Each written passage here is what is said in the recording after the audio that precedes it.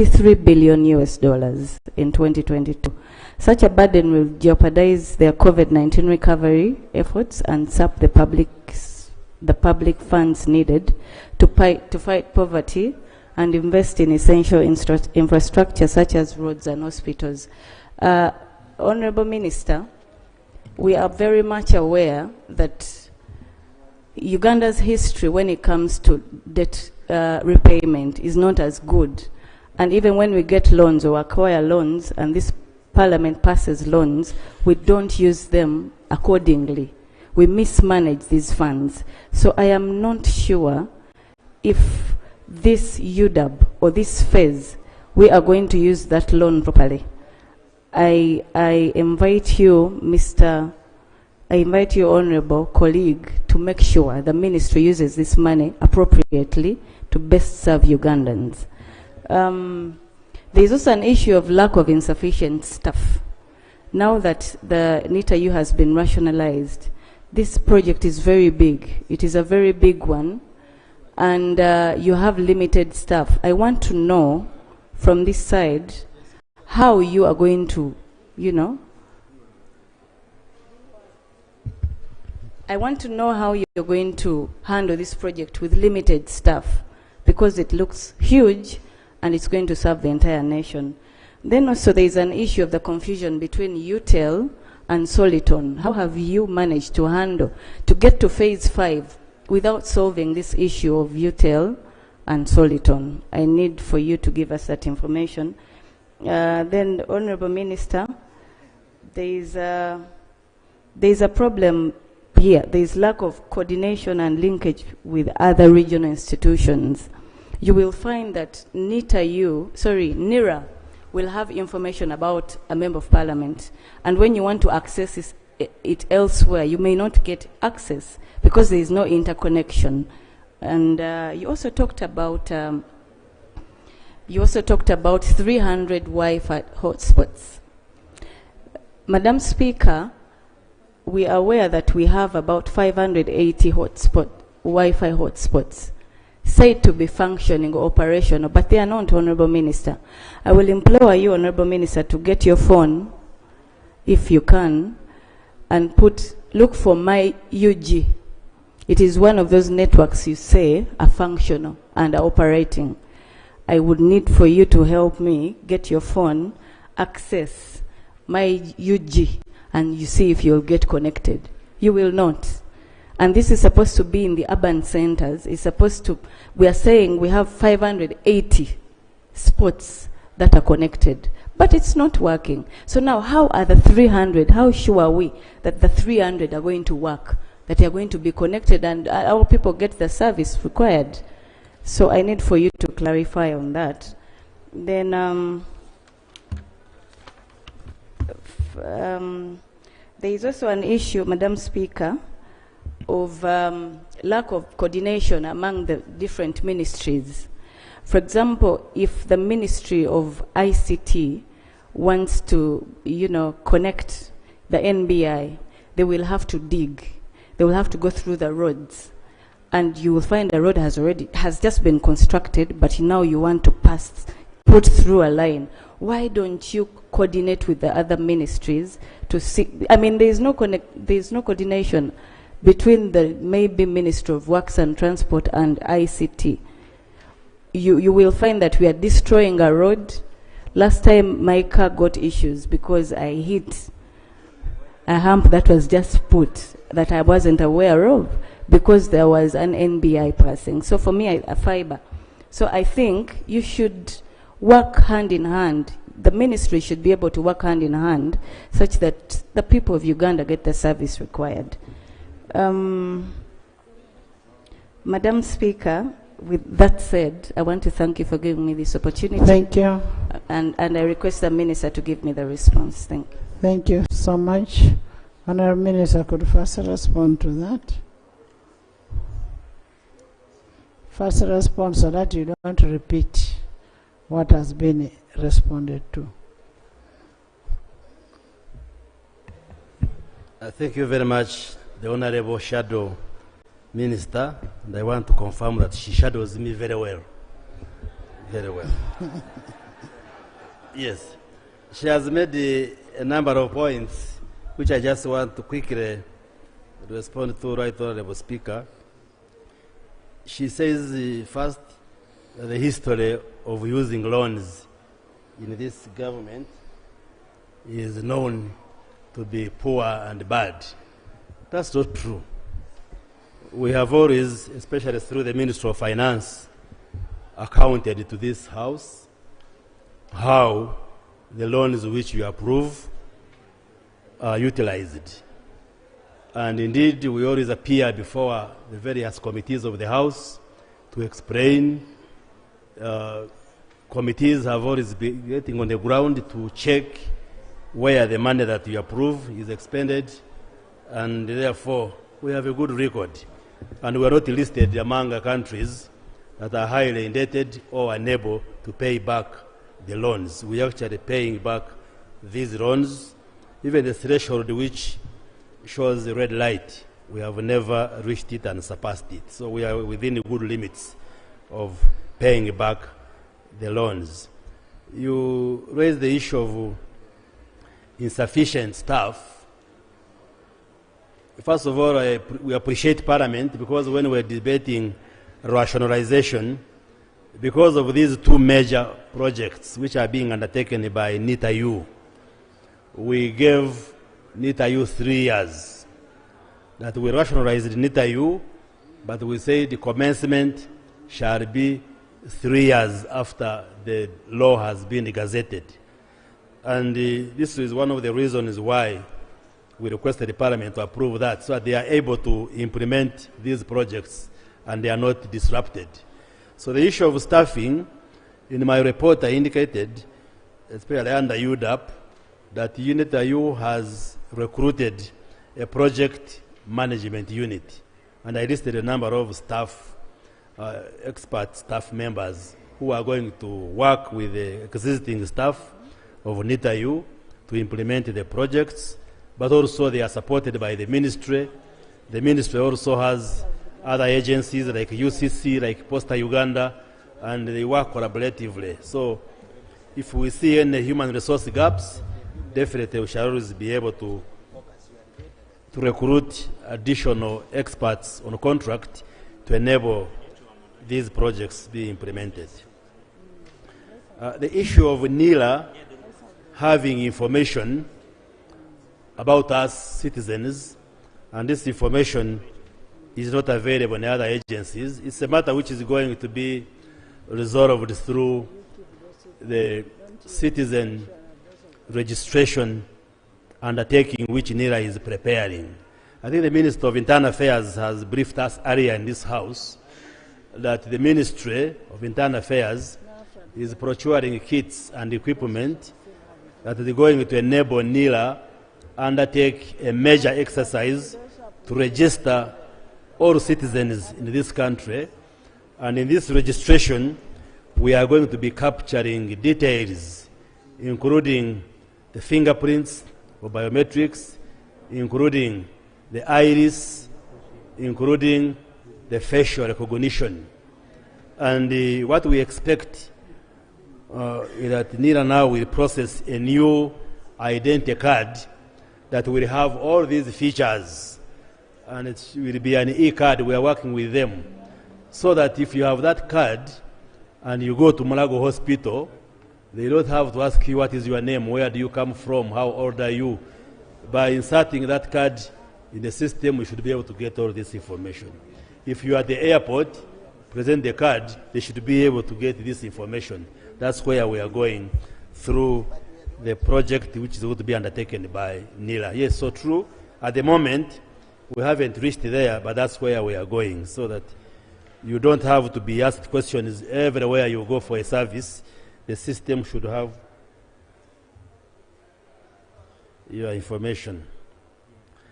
Whether the Wi-Fi hotspots are not functional, you present as if a hotspot is the whole town of Kampala. No, they are specific designated hotspots. You must know where the hotspot is. That's why I have provided a list of where they are. But I will cross-check. Because I haven't built all these hotspots, I will cross-check. And if they are not working, then we should make them functional. as we have said. Finally, the Speaker is saying I have little time, I must summarize to enable other members make their comments. With the leave of the Speaker, the Speaker has already questioned me to summarize.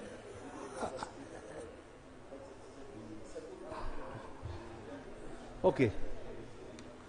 Okay. Thank you, Right Honourable Speaker and the Honourable Minister. While in the cavalry in Chisolo we are friends, though both of us lost miserably, now with the information you are refusing. But Madam Speaker, the information I'm giving the Minister is that yet hotspots are there, but still there's another challenge. Normally when you want Wi-Fi, it should not come on my phone directly if I have never entered the demand of it. But what is happening now, whenever we are going on our phones to do something, this Wi-Fi comes and is asking us for passwords. So I would pray that they upgrade the system, that someone should access as he demands and when he wishes to have it. That's the best way. Thank you. I hope you have got me, Honourable Minister. You must differentiate the open and the secured Wi-Fi. You get it, eh? You like when you reach in Entebbe, you'll find one which is just free. But if you go to a place like Parliament here, because we pay for it, you'll be required to put a password. Madam Speaker, what I'm saying is actually what you are also confirming. So we want a free one. There are so many which are demanding for passwords, which Yes. we don't have, but they are coming on. But their system, and I saw the Minister in acceptance that they can still work on that challenge. It is just about improvement, and you move on. And he has got it. We'll come back Free from access to internet. I am not sure whether Honorable Sewungu is IT survey. I will have to sit with him and check. But the Wi-Fi hotspots by government are not supposed to ask you the password. This is free Wi-Fi. But I will cross-check if there is any. Thank you. Any corrections we must make. Yes, Lastly, Atesh. Right Thank you Honourable very much. Speaker, I thought you had finished responding. I had given away. Okay, since the Shadow Minister is comfortable with my response, I can rest my case. Honorable members, as I said, they are giving us an update. And the update, if you want to get more, go to the sectoral committee and do oversight and make a follow-up on what has been done and what is yet to be done. Because it's telling you this is what we are going to do. They have not done it. This is what we are going to do. So do your oversight. Thank you very much, Right Honourable Speaker. And I want to thank the Honourable Minister for the statement. But I would like to say that as you extend the internet, there are areas which you hinted about, right, Honourable Minister. For example, the tourism sites. You know that some of the challenges that we have in these sites is that for you to erect a mast in a protected area, they have to pay another government entity rent for the year, which sometimes becomes another issue. So if you want to have access,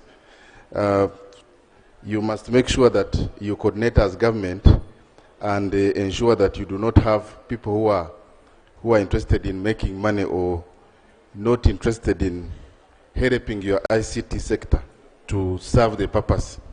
But Right Honourable Speaker, as the Minister presented, in some of the loans he has talked about, 47% has been spent. But what I noted, Honourable Minister, is that your report is largely a procurement activities that have been done. As Parliament, we would like to be interested in substantively what is the impact, because this is the loan we have to pay back. So in your next update, you need to tell us you have spent 47%, but what does it mean in terms of access, the areas that have been covered, in terms of the cost, but also in terms of affordability, not the procurement activities, the project management teams, because these are not the core purpose for which this loan was acquired. Finally, Right Honourable Speaker, we are extending internet to Ugandans. I don't know whether your ministry has done a study to understand what do the Ugandans use this internet for. Because this internet should be an enabler in production. It's a key factor of production. So we have to sensitize our citizens. We have seen in some countries like Australia where they are bringing laws to curb misuse of social media, especially by minors.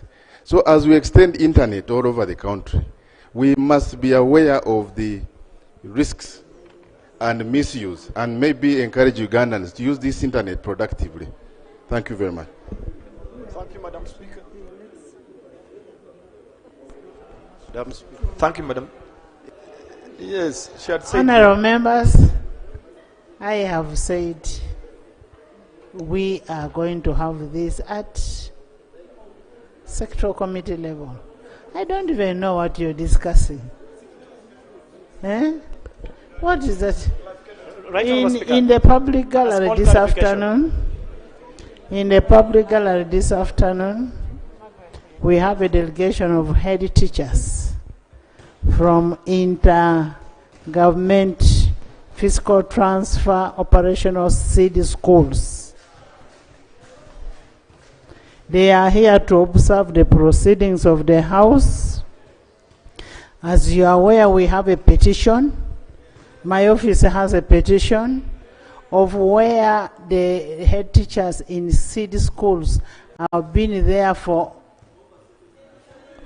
a longer period, and when the schools are now completed, they are chased, they are transferred, not even transferred, they are chased, they are not even recruited. So, Honorable Minister, that item is going to be on the order paper tomorrow, of the issue of transferring the head teachers from where they have been. You could not remove them when the schools were not finished. Now you've decided to remove them because people want to put their own people. Thank you for coming. Next item.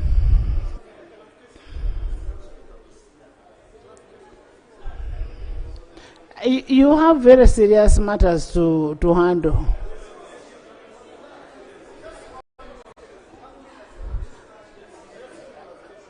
Laying of papers, the annual budget performance report by 2023-2024. Honorable Minister. Honorable members, Section 18 of the Public Finance Management Act 2015 requires the Minister of Finance, Planning and Economic Development to report to Parliament at the end of October and February on performance of the budget.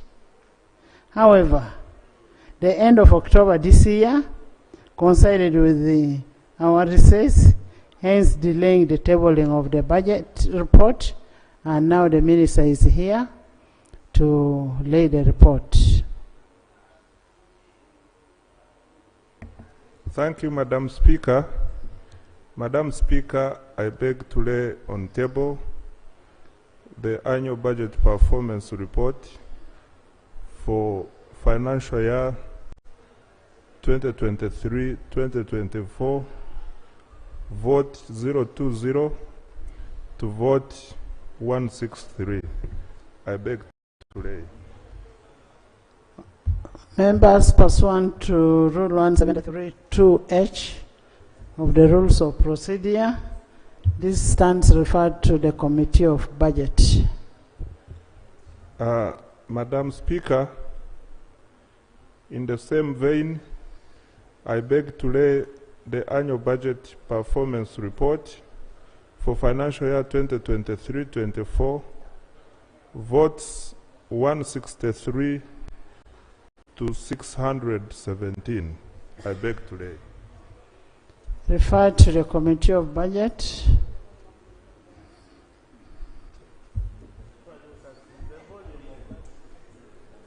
Lastly, I lay on the table annual budget performance report for financial year 2023-24 from 001 to 020.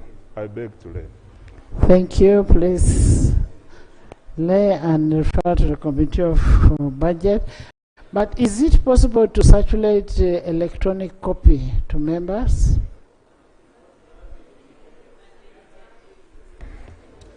Madam Speaker, we have the Soft copy copy. version, Yes. which we shall send to the Committee of Budget. Sent to the committee so that the members get to understand it. Item 6.2, the annual macroeconomic and fiscal performance report, financial year 2023-2024.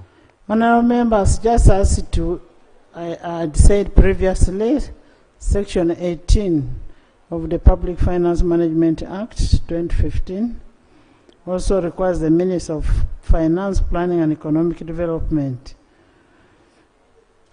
to report to Parliament on the macroeconomic and fiscal policy of the economy. My Honorable Minister, Goretti, your size mate is not here today. Where is Honorable Guang?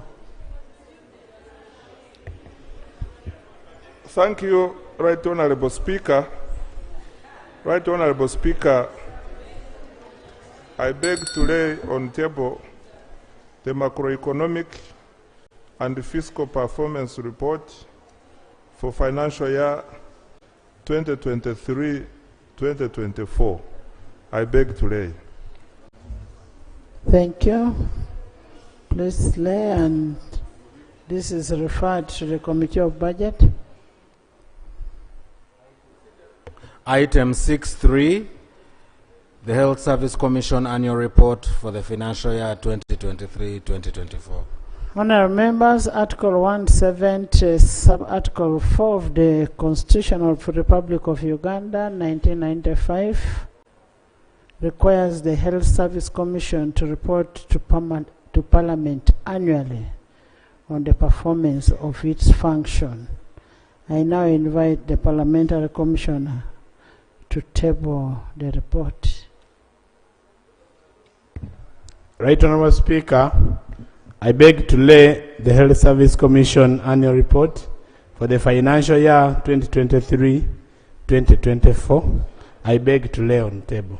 Thank you. Refer to the Committee of Sector Committee of Health. Item Yes. 7. Honourable August Lee. Madam Speaker, thank you so much for the opportunity. The Commissioner just laid an annual report for the Health Service Commission. Madam Speaker, earlier on I rose here and sought your indulgence on a number of annual reports that have not been brought here. The law is that by 30th of September, we should have received the annual reports from all the MDAs that are required under the law to bring these reports here. Now we're already getting into budget performance. I don't know how we will proceed without getting these reports. For example, the Physical Planning Act requires that the minister must bring an annual report on how local governments have complied with the physical development plans in various areas. And that would inform us in determining whether we must give them money or not. And these reports are not here. So we are a little bit constrained in doing our work. I therefore invite you to again issue another directive so that we have all the annual reports here. Otherwise, if we don't do that, nobody will be accepting to comply with the law.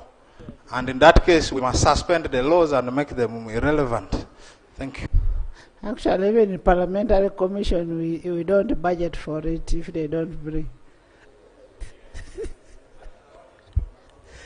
We shall not budget for Parliamentary Commission if they don't bring. Item 7 on the order paper. Bill second reading. the National Teachers Bill 2024. Honorable members, you'll recall that on Tuesday, 6th August 2024, the Minister of Education and Sports tabled the National Teachers Bill 2024. The bill was referred to the Committee of Education and Sports, and the committee is ready to report. I am aware the committee has a minority report, and pursuant to Rule 130, Sub-Rule 1 of the Rules of Procedure, I will now invite the Minister of Education and Sports to move a motion for the second reading of his bill. Honorable Minister. Thank you very much, Madam Speaker. Madam Speaker and dear colleagues, I beg to move that the House, I beg to move that the National Teachers Bill 2024 be read the second time. I submit. Seconded. Seconded by Honorable Bariomusi, by Honorable the Prime Minister, Finance, Commissioner, Honorable Guang, Honorable Ayeko, Honorable Bua, Honorable Lanyo, Rakajara, Honorable Nekesa, Honorable Brandon, Honorable Luka, by the whole side, including Komakech, Aniku, Timsigu, and Dr. Pear. Could you just file your motion?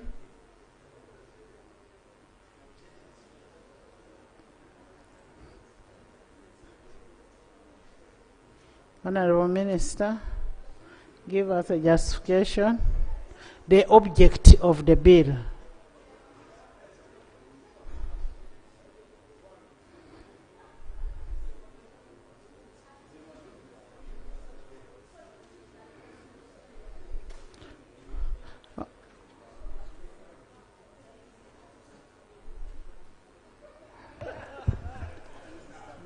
Thank you very much, Right Honorable Speaker. Right Honorable Speaker, the policy behind this bill is to give effect to the National Teachers Policy, which was adopted by the Cabinet on the 1st April 2019. The bill embeds the new policy direction and arrangements in legislation by professionalizing and demanding the teaching profession in order to improve the development and management of teachers generally. The bill also ensures that the policy changes in the teaching profession are brought about by orderly processes, and that the system of education is made to comfort to the new requirements placed upon it by government policy. Over the years, however, there has been problems of teachers' absenteeism, ineffective teaching, low qualification and lack of standards for teachers, weak institutional leadership, unethical behavior, lack of a teacher regulation, and limited professional development for teachers. Government has established, and there is no framework for professionalizing and standardizing the teaching profession through effective internship legislation, licensing, accreditation of teachers, and implementation of the innovation framework and the reviewed schemes of service. Right Honorable Speaker, these are the issues we intend to address, and I submit. Thank you. Can we now hear the report from the chair of the committee? Both reports. We start with the major report.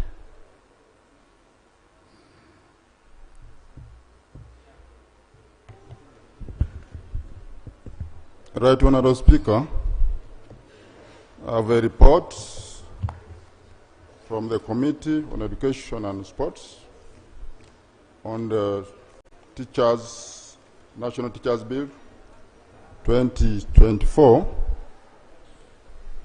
These are the minutes of the proceedings and the report. I lay it on table. Please lay. Also, there is the minority report, which is signed by 2 members. So, Right Honourable Speaker, I would like to present the report.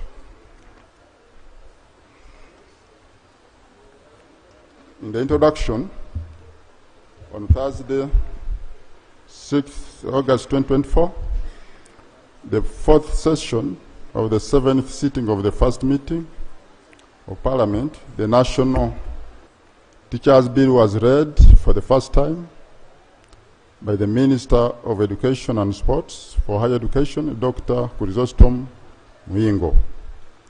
A certificate of financial implication was laid on table as required by the rules, by Rule 118 of the Rules of Procedure of Parliament, and the Speaker referred the bill to the Committee on Education and Sports.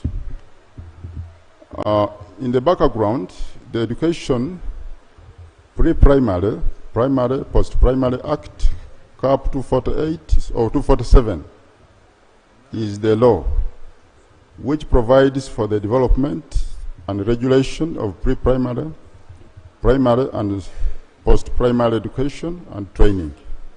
And Part 5 of the Act provides for the registration, licensing of the teachers.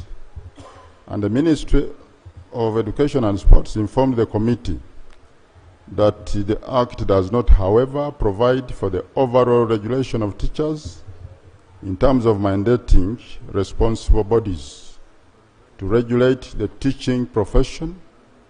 So the National Teachers Bill seeks to regulate the teaching profession and promote, maintain, and protect the ethical standards of the teaching profession. Like the Minister has alluded to, the objects of the bill: 1 is to promote, maintain, and protect the ethical standards of teaching profession. 2, to regulate the teaching profession. 3, to provide for an institutional framework for the implementation of the policies, decisions, and directives issued by the Minister regarding teachers. D was to promote the continuous professional development of teachers. And C was to provide for the career development of teachers within the teaching profession. F was to establish the National Teachers Council. And G, to provide for the powers and functions of the Minister in relation to teachers and the teaching profession. Right Honourable Speaker and Honourable Members, the methodology used.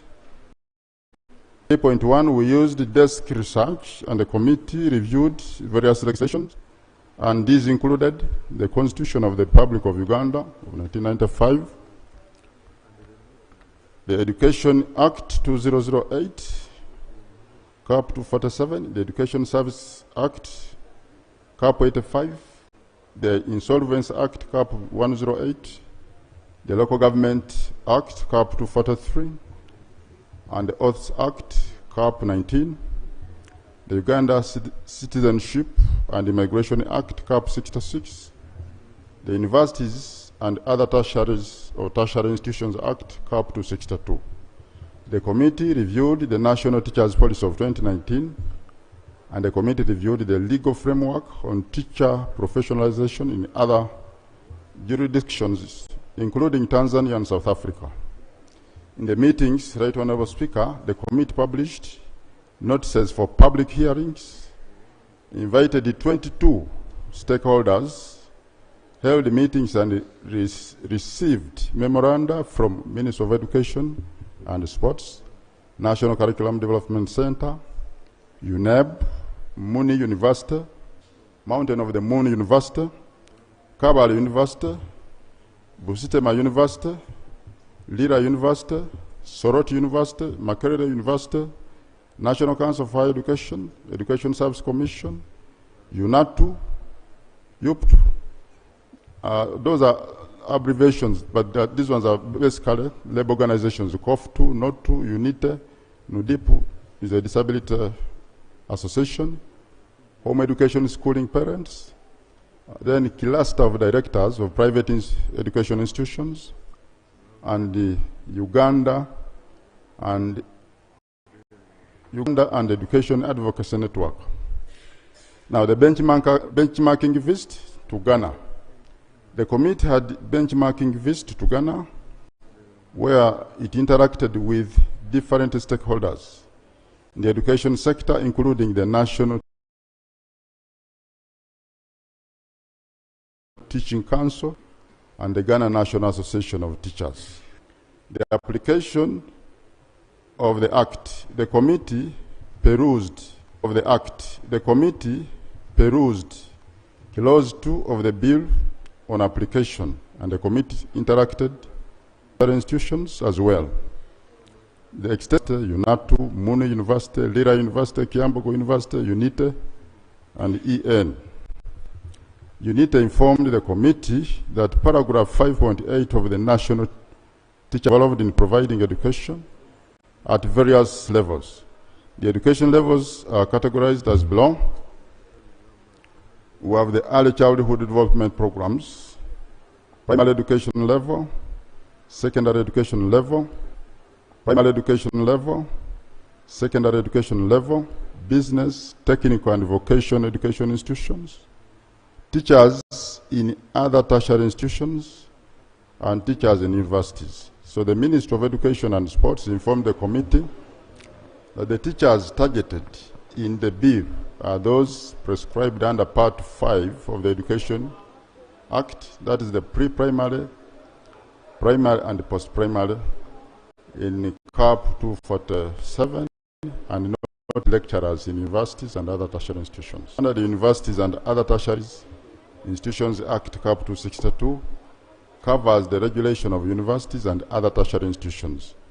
As such, the application clause of the bill should only stretch to pre-primary, primary, secondary, and secondary level as it is in the bill recommendation.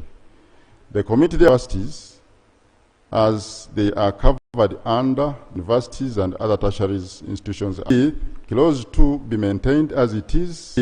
Clause 2 be maintained as it is in the bill, and C, the committee recommends that the Universities and Other Tertiary Institutions Act, CAP 262, should be amended to provide for the regularization and professionalization of university educators. 4.2, the National Teachers Council. The committee notes that the council is the National Teachers Council as a body corporate. Clause 6 provides for the composition of the council. So the council shall be composed of 7 persons, 2 persons with experience in teaching, leadership, and management of education institutions, but not engaged in active teaching, 1 of whom shall be female, 1 teacher with disability, representing teachers with disability, 4 members of the public, 2 of whom shall be teachers, and 1 advocate with at least 10 years experience in legal practice. In the committee's interaction with the Kabbalah University, they indicated that the composition of the council negates enough representation of professional and experienced teachers, given that the business of the council mostly relates to teacher education. UNITE informed the committee that in its current form, the bill leaves out the teacher trainers from National Teachers Council. Teacher trainers play an important role in the preparation of teacher trainees, providing them with the knowledge, skills, and values required to function in the teaching profession in general. So leaving them out will create a gap between the council and teacher trainers, and ultimately teacher training institutions. From UNATU, it is stated that the condition of not being engaged in active teaching should be removed so that membership is not limited to those who have retired. They also stated that there is no need for members of the public. They proposed that nominations should be done by the teacher labor unions to represent the collective interests of the teachers whom they represent. Now, this would also result in better decision making that reflects the needs and concerns of the teaching community. Another labor organization called COF2 indicated that the council should be representative of the teaching professional strata, namely pre-primary, primary, secondary, and tertiary. This is to minimize a particular category of educationists, or even none at all, dominating and hijacking membership and decision making. The committee interacted with Bustema University, which proposed that for teacher educators, they should have more than 5 years experience in management in a teacher's college of faculty of education. Mountain of the Moon indicated that the number of years for teachers on the council should be increased to 10 years, as it is for the advocate of the council. Makerere University also indicated that the composition of the council needs to be explicit on the different levels of a teacher, so that all levels are represented, pre-primary, primary, and post-primary levels. In the conduct of the committee's desk research, the committee noted that the Tanzanian Teachers Professional Board is comprised of 9 members, a chairman who is appointed by the president from amongst registered senior professional teachers, 8 qualified members to be appointed by the minister from the following institutions: a representative from the Ministry responsible for education, a law officer representing the Attorney General's office, 1 representative nominated by teachers' organization, 1 representative from private sector, and 1 representative appointed from amongst persons with requisite qualifications to assist the board in the discharge of its functions, a representative from regional administration and local government, and a representative from the Teachers Service Commission, and a representative from the institutions responsible for training of teachers. So this is approved or provided for under Section 5 of the Tanzania's Teachers Professional Board, Act 218. So that was just lifted by the councils, and 1 person nominated by national bodies representing independent or private institutions, and the chief executive officer of the council. So the committee, during its benchmarking visit to Ghana, was informed that the composition of the Ghanaian Teachers Council is comprised of critical stakeholders to the teaching profession, and the council is composed of the following: 1, a chairperson with at least 10 years academic and administrative experience; B, 1 representative from the ministry, not for the rank of director nominated by the minister, and the National Council for Curriculum and Assessment below the rank of a director nominated by council for curriculum and assessment. 2, the Commission for Technical and Vocational Education Training, not below the rank of a director nominated by the Commission for Technical and Vocational Education and Training. 3, the National School Inspectorate Authority, not below the rank of director nominated by the Professional Teacher Education and rotational basis nominated by the universities. C, 2 representatives of teachers' associations nominated by the teachers' associations and on rotational basis. D, 2 representatives of the heads of pre-primary or pre-tertiary education, of one of whom is a woman, and first of all, in active teaching, only 3 out of 7 members of the council are involved in active teaching, responsible for education. Speaks to collaboration with the National Council for Higher Education. 4, the council does not include a representative from the teachers' unions and associations. 5, there is an omission to designate one member of the public under clause 6(1)(c). The bill ties the representation of women to only one position on the council. It is not representative of key stakeholders in the teaching profession. So the membership is tied to teachers not in active teaching, and is open to members of the public as opposed to teachers who understand the aspiration and challenges of the teaching profession. So the example of Ghana, Tanzania, and South Africa presents a representative council which can only handle the affairs of members of the teaching profession. Recommendation: the committee recommends that A, the council membership should provide for the different categories of stakeholders concerned with the teaching profession. B, the committee further recommends that the requirement of female representation to the council should cut across the entire council and not to only one representative to the council. 4.2, about continuous professional development for the teaching profession. Clause 9G, H, and I of the bill provides for the functions of the council, and the bill provides that the council shall develop or cause to be developed continuous professional development programs for teachers, accredit providers to offer continuous professional development for teachers, and conduct training of trainers of continuous professional development programs.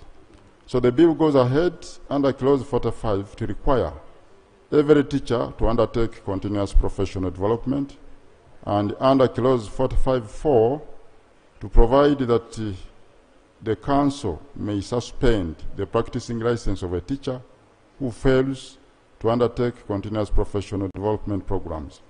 The committee interacted with the National Teaching Council of Ghana, which informed them that teachers in Ghana are required to do continuous professional development courses throughout the year. They further stated that the teachers in public schools in Ghana are given continuous professional development allowances by the government. So the National Teaching Council deducts the funds required for continuous professional development directly from the source. Committee observations. The committee observes that clause 9(1) indicates that the council shall conduct training of trainers of continuous professional development programs. This presupposes that the council shall conduct these trainings by itself as opposed to hiring providers, which contradicts the provisions of clause 9H. Recommendation.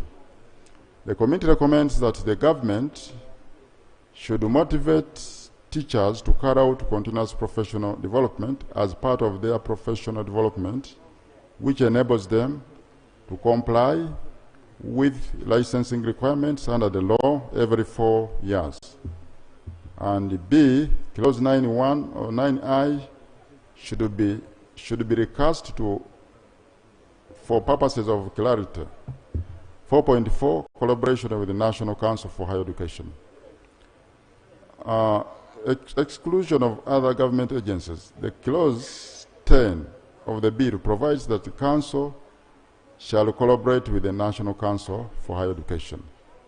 And Mountain of the Moon University, in their submission to the committee, stated that National Teachers Council, in addition to collaborating with the National Council for Higher Education, also collaborates with the UNEB, UBTEB, and National Curriculum Development Center. Now, another body that came and interacted with us, NASTA, also submitted that the Act should do or could also point out the collaboration of NTC with other departments like Education Students Agency and Education Service Commission. National Council for Higher Education indicated that the bill does not include other organs like ESA, NCDC, that have bearing with education matters like standards, quality and curriculum development.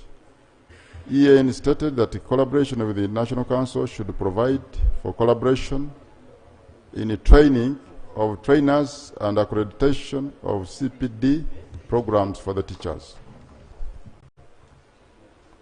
Committee observations. The committee observes that the clause stands to leave out other critical agencies such as the National Curriculum Development Center, which are critical in the teaching profession. Recommendation. The committee recommends that clause 10 should be amended to include collaboration with other government agencies. B, to provide for collaboration in the training of trainers and accreditation of continuous professional development programs for teachers. 4.42, conflicting mandate with the National Council for Higher Education. The committee noted that the bill provides for conflicting mandates with the National Council for Higher Education and National Teachers Council. The National Council for Higher Education is amended under Section 4M of the Universities and Other Tertiary Institutions Act, CAP 262, to certify the institution of higher education has adequate and accessible physical structures and staff for the courses to be offered by it. National Council for Education informed the committee that granting the National Teachers Council power to inspect and train institutions to ensure compliance creates a conflict with the role of the National Council for Higher Education to monitor, evaluate, regulate higher education institutions. Committee observations. The committee observes that Clause 11 of the bill gives the Council powers in regard to training institutions. The word training institution is defined under the bill to mean a tertiary institution, other degree awarding institution, or university as defined in the Universities and Other Tertiary Institutions Act. By giving the National Teachers Council this power, the bill is going beyond the scope of the application clause. The committee further observes that Clause 11D of the bill gives the Council power to call for the production of books of accounts, plans, or other documents of the Council. So the clause requires the Council to call for its own records. This is an administrative function which can be done between the Council and the Register without putting it under the law. The bill provides under Clause 11E that the Council shall have powers to enter and inspect any training institution to ensure compliance with this Act, and Clause 11E also presents a conflict with the functions of the National Council for Higher Education under Section 4M of the Universities and Other Tertiary Institutions Act, CAP 262. So the power should stretch to only education institutions. Recommendation. The committee recommends that Clause 11 should be amended to provide for the correct terminology of education institution. And Clause 11 provides for training institutions which are not in the purview of the bill. And the bill is going beyond the scope of its application clause, Clause 2, and thus conflicting with the mandate of the National Council for Higher Education. Recommendation B, Clause 11D should be deleted because it is an administrative function which can be done without inclusion in the legislation. C, Clause 11E should be amended to provide for the inspection of education institutions which was inadvertently left out. Committees of Council. The committee notes that Clause 16.3 of the bill provides is ambiguous on the types of committees to be formed under the National Teachers Council. So clarification is therefore necessary to specify the types of committees. For example, the committees that handle grievances, ethics, and professional development. This would ensure structure and transparency in the Council's operations. So the desk research conducted by the committee revealed that in South Africa, the South African Council of Educators is mandated to form the following committees: Executive Committee, Registration Committee, Professional Development Committee, Disciplinary Committee, and any other committee which the Council may deem necessary. So the committee, during its benchmarking visit in Ghana, found that the Council or the Ghana National Teaching Board is authorized under Section 62 of the Education Regulatory Board Act to form the following committees: the Finance and Administration, Research, Monitoring and Evaluation, Licensing and Registration, Disciplinary, Professional Development, and Examinations Committee, and any other committees which the board may deem necessary. Committee observations. The committee observes that there is need to specify the different types of committees which the Council may form so that critical committees are not left out. The Council will still be given powers to form other committees as may deem necessary. Recommendation. The committee recommends that Clause 16 should be amended to specify the different types of committees of the Council. 4.6 is a register of the Council.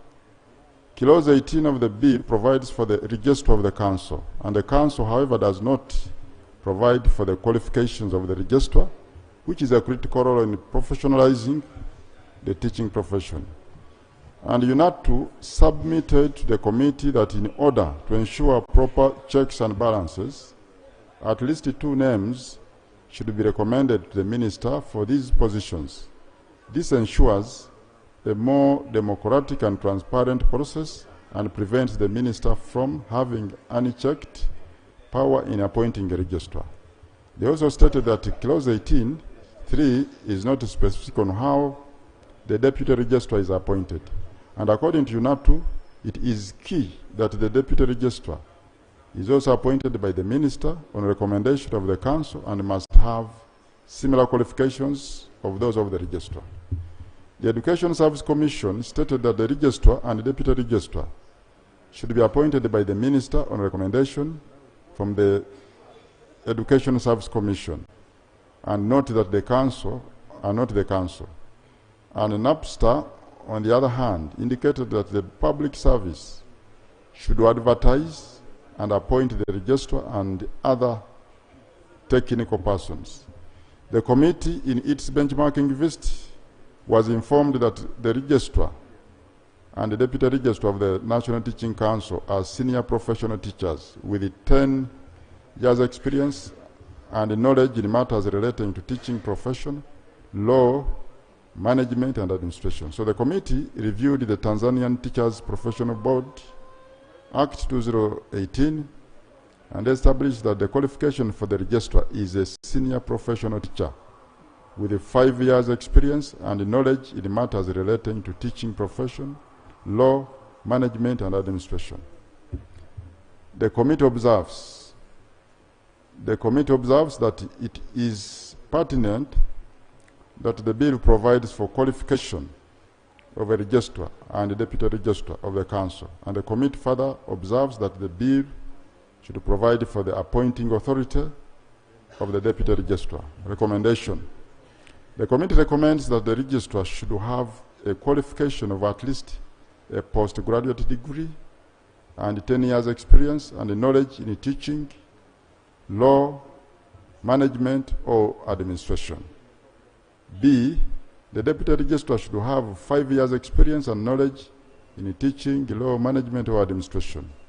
And C, the deputy registrar should be appointed by the minister on recommendation of the Council. 4.7, requirement of competence test. The committee notes that Clause 27(3) and 4 of the bill provides that the Council may require a person applying for registration to do a competence test. In the committee's interaction with the Busitema University, they indicated that the competence test is not necessary since it will call for establishing another body to carry out the competence test. And the competence test is a no-confidence test on the training institution. So they further stated that if there are any checks and balances, they should be at the level of accreditation of institutions and their programs. And Kabbalah University stated that it is unrealistic to expose a teacher to a competence test prior to registration, yet their entire training is aimed at exhibiting competences required of a professional teacher. UPTA informed the committee that whatever may be tested at this stage should be included in the teacher training packages and upon passing. And the teacher should be registered automatically. And a qualified teacher from an accredited institution cannot be examined again by a body whose role or core role is not explicitly to undertake competence examinations. UNATU indicated that competence tests are not necessary and should be removed from this provision because one has already qualified by the time of seeking registration, and the appointing authority has already done its job in testing the competence of the teacher during the recruitment process. NAPSTA proposed that registration should be automated immediately after university and internship, and there is no need for competence test immediately after qualification, but it could be necessary during renewal of license. NOTU stated that clause 27.3 and 4 should be deleted from the bill as it undermines the credibility of teacher training institutions and also may be stressful to a teacher. And the Minister of Education and Sports clarified to the committee that competence test will be given to teachers from foreign jurisdictions who intend to teach in Uganda. Committee observations. The committee observes that the provision as it is in the bill is not specific to foreign teachers and thus should be clearly set out in the law if the ministry's intention was for it to apply to only teachers from foreign jurisdictions. Recommendation: the committee recommends that clause 27 should be amended to provide clarity that the competence test shall be applied only to teachers from foreign jurisdictions who intend to teach in Uganda. And B, the bill should provide for the requirement of a competence test for a foreign trained teacher or foreign trained teachers. 4.8 requirement of a degree in education. Clause 28 of the bill provides that a person is eligible to be registered as a teacher if he or she possesses a degree in education, and clause 65 requires teachers to comply with the requirement under clause 28 within 10 years of the amendment of the Act. Within 10 years of the amendment of the Act. Now, the stakeholders had the following submissions in regard to the requirement of a degree. Kabbalah University indicated that the bill should incorporate the qualification of a postgraduate diploma in education, PGD, among the eligibility requirements for teachers' registration.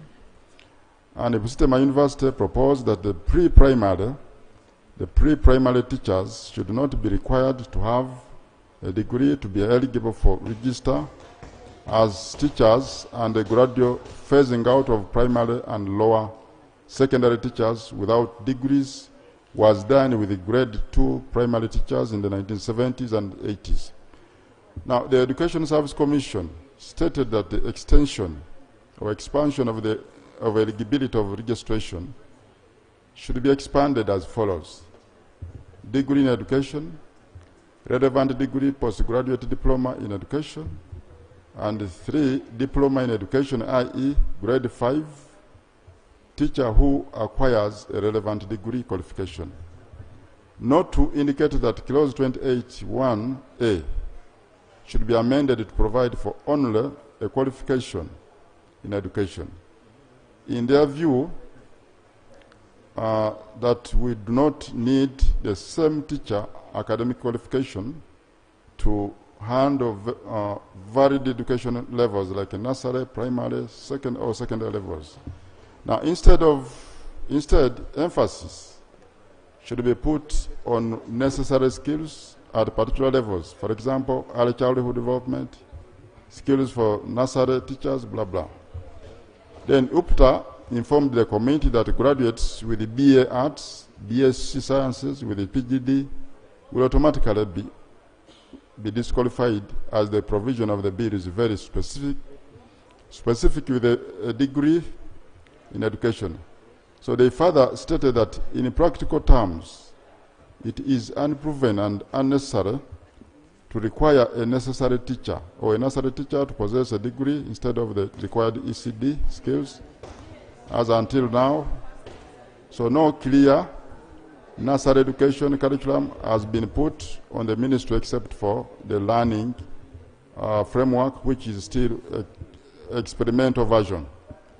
UPTA further stated that considering the deplorable working conditions and especially the salary levels of most teachers in the private schools, it is practically impossible to assume that they must conveniently acquire the degree qualification required, except when issues of their welfare and particularly salary levels is well answered to.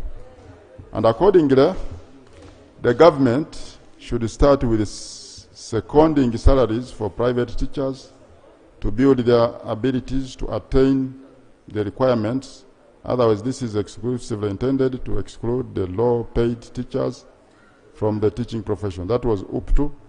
Muni University proposed that there is need to define the degree in education to include the postgraduate diploma in education and postgraduate diploma in teacher education. The directors of private institutions in Uganda under Nakawa Urban Council indicated that the eligibility requirement for a person to have a degree and be registered as a teacher is very ideal, since it aligns with Sustainable Development Goal 4 of quality education by 2030 through increasing the number of qualified teachers and improving education facilities with equal access to affordable vocational training and higher education for all. They, however, stated that all costs from the above processes should, however, be removed, identifying sustainable funding sources to support the initiatives outlined in the bill. EN proposed that provision be inserted to include a degree in any discipline and a postgraduate diploma in education as a requirement for eligibility for those without bachelor's degrees in education in clause 28(1)(a), and to cater for paragraph 5.81 for teachers at higher institutions of learning under the National Teacher Policy 2019, but have other degrees in other fields but want to teach at any level. The Ministry of Education and Sports informed the committee that the National Teachers Policy 2019 requires teachers to possess a bachelor's degree, and the ministry indicated that there is need to standardize the academic qualification of teachers in the long run. Teachers in the long run will help government to progressively remove the differences among others or among teachers that are linked to salary scales and disparities. They also stated that the degree requirement is in compliance with the global teaching requirement in policies and sustainable development goals, SDGs.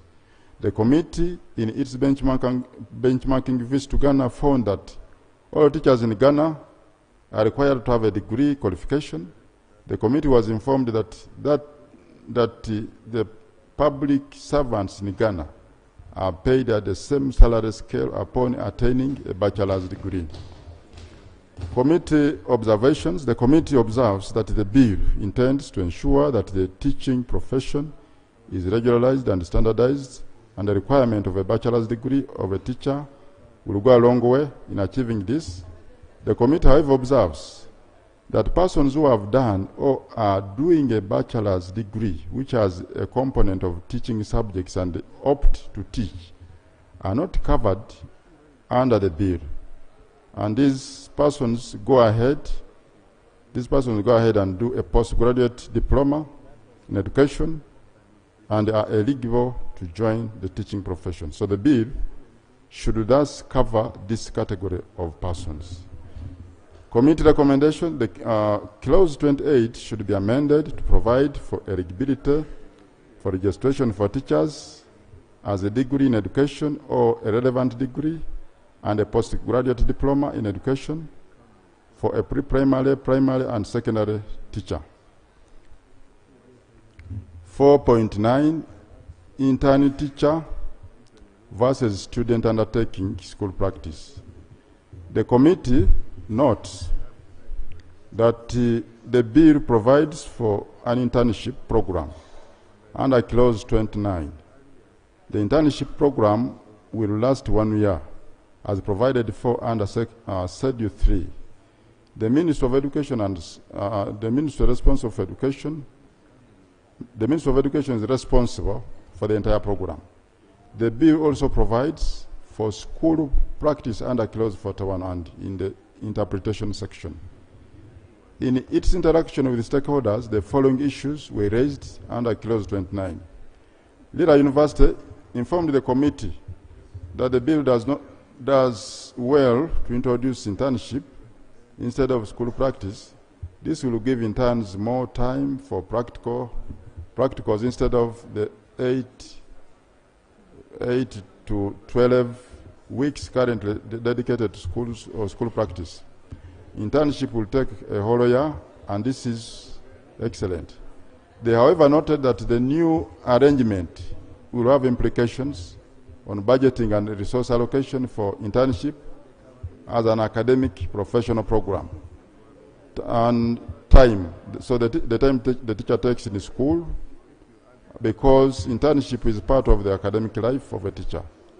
It also has implications for universities and other training institutions, since there will be no school practice. Faculties of education and in the universities must plan to establish demonstration secondary schools for their own to provide better practical training for teachers. That was Lira.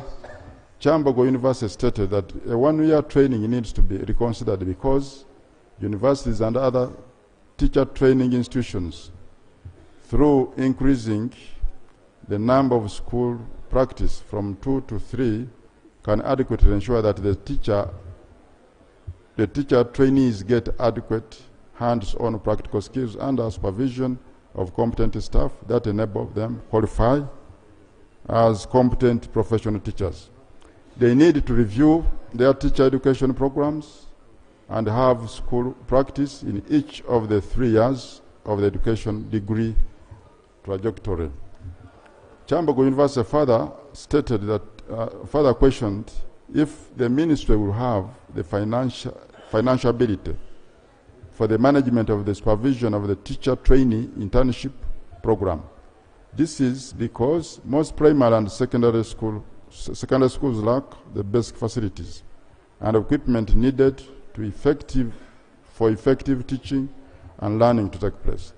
There is a need to look into the facilitation and the motivation implications of regular teachers and the head teachers and the ministry officers to carry out supervisory roles and responsibilities in a sustainable manner. Busitema University proposed that internship placement should be left entirely to the training institutions. They also raised the questions regarding the ministry's preparedness to handle internship placement, citing its current challenges with the placement of intern doctors. COFT wondered what motivated the change from school practice to internship. They stated that industrial, commercial, scientific, and social works establishments prefer this term they were not certain that the head teacher can manage being the supervisor. Suppose the head teacher is incompetent or has lower moral turpitude. They proposed involving third parties such as the district education officers and universities. That was their view. Soroti University indicated that the bill does not include teachers' welfare during the internship. That was their view. EN made a proposal for recognition of prior learning experience and equating these other present qualifications they hold to equating and equalizing or substantial reduction of the 12 months requirement for internship in the third schedule in the event the same considerations is missed in the regulations. So according to EN, it is inconceivable to have a person already teaching at higher institutions of learning with a master's degree or a PhD to do a 12 months internship teaching. The committee's benchmarking visit to Ghana revealed that the Ghanaian government has compulsory national service for all students who complete degree program from any profession. So the government caters for all costs of the students under national service commissions or programs. Now, committee observations. The committee observes that it is not fair for a teacher to undertake internship as well as school practice. The Minister of Education and Sports failed to show the committee how school practice has been ineffective for a teaching force. So the committee observes that the period of 1 year is too long after a teacher has completed a degree and is subjected to another year of training in addition to school practice. So teachers should only be required to do teaching practice and school practice, which is the same. So the committee further observes that the government is facing considerable challenges in handling intern doctors under the medical profession. It is thus questionable if the government will effectively handle the compulsory internship for teachers given the resource constraints which always affect the internship requirements under the medical profession. Committee recommendation, the requirement for internship for teachers be deleted from the bill, but in the alternative, teachers should be required to do school practice in each year of the teacher training course. So that is the committee recommendation. 4, issuance and cancellation of certificate of registration. Clause 31, 1C provides that the council may cancel a certificate of registration if it is in the opinion of the council and it is in the public interest to cancel the certificate. Not to inform the committee that clause 31, 1C is a subjective provision that is prone to abuse and should be deleted. UNATU stated that the phrase public interest is too vague and open to misinterpretation, thereby resulting in an inconsistent or unjust decision. There should be established specific criterion to guide the council in determining when it is working in a public interest, and this criterion should be transparent. So without a clear definition of what amounts to public interest, this section can be abused and weaponized. For example, public interest could be determined by court. Committee observations. The committee observes that clause 31(1)(c) may also be prone to abuse because it is difficult to establish what the public interest amounts to. Recommendation 31, clause 31(1)(c) should be deleted. Then 4.11, teaching or teacher training. Clause 43 of the bill provides for the teacher training requiring a person teaching a degree in education or in a training institution to possess a relevant qualification, not to indicate that the committee that the clauses are adequately addressed in the Universities and Other Tertiary Institutions Act CAP 262, and the enabling regulations thereof, and therefore it may not be very necessary to have it here rather than the act in question may be reviewed for strengthening in a case of any new stronger proposals. National Council for Education proposed that Clause 44.2 be recast to provide that the minimum admission requirement referred to in Section 1 shall be determined by the National Council for Higher Education in consultation with the Council, as this is in line with the National Council's mandate in Section 4D2 of the Universities and Other Tertiary Institutions Act, CAP 262. Committee observations. The committee observes that Clause 43 and 44 are going beyond the application of the bill, provided for under Clause 2. So the bill does not stretch to regulating lecturers in training institutions. So these two provisions are provided for a conflicting mandate between the National Teachers Council and the National Council for Higher Education. Recommendation: Clause 43 and 44 should be deleted because it has a conflicting mandate with the National Council for Higher Education under Universities and Other Tertiary Institutions Act, CAP 262. On the Schedule 4.12, Schedule 2, and paragraph 2 of the Schedule 2 of the bill provides for the quorum for a meeting in the Council. Committee observations. The committee observes that the quorum of members of the Council should be amended to 2/3 as opposed to a sitting specific number. Recommendation: the quorum of members of the Council should be 2/3. Conclusion: the committee understands the pertinent need to professionalize the teaching profession, and the Council also appreciates the establishment of the National Teachers Council to enable the professionalization of the teaching profession. So the committee recommends that Parliament adopts the committee report and passes the bill subject to the proposed amendments. I beg to submit, Right Honourable Speaker.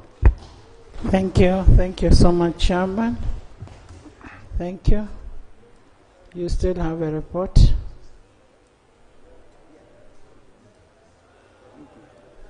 You call.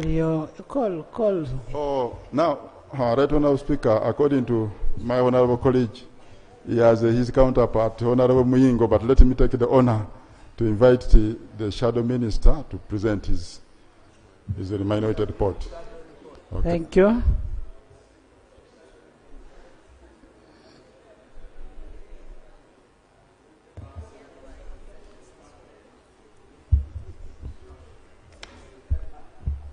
Thank you, Madam Speaker.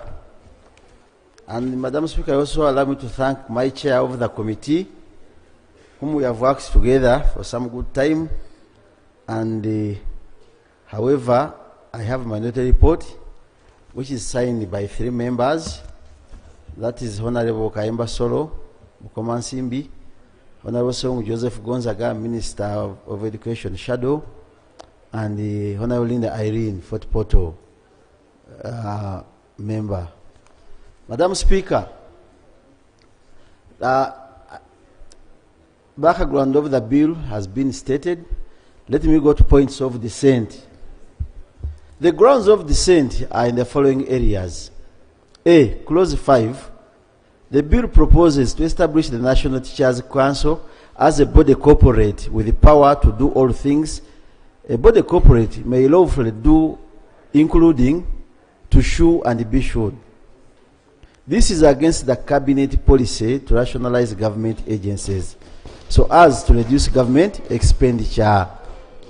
Clause B, Clause 45 of the bill requires all teachers engaged in teaching to undertake continuous professional development, CPD. This is unfair for teachers given their meager pay unless government intends to cover the costs for the continuous professional development. Clause C, Clause 33 of the bill provides for licensing of teachers, and Clause 36 provides that teachers will be required to renew the license after every 4 years. The teachers will also be required to pay for the license and their renewal. This is quite costly for the teachers. The current licensing regime is favorable for teachers, and we appeal that the status quo is maintained. It is online, free of charge. Clause 28 requires every teacher to have a degree in education in order to teach at the levels of pre-primary, primary, and secondary education.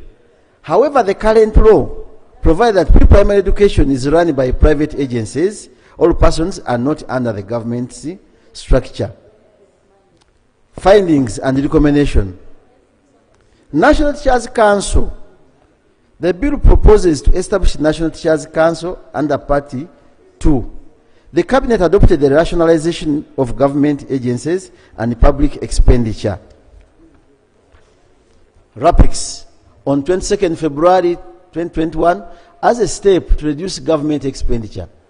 Parliament has rationalized the number of government agencies in a bid to reduce expenditure, and tough decisions had to be made to rationalize the agencies.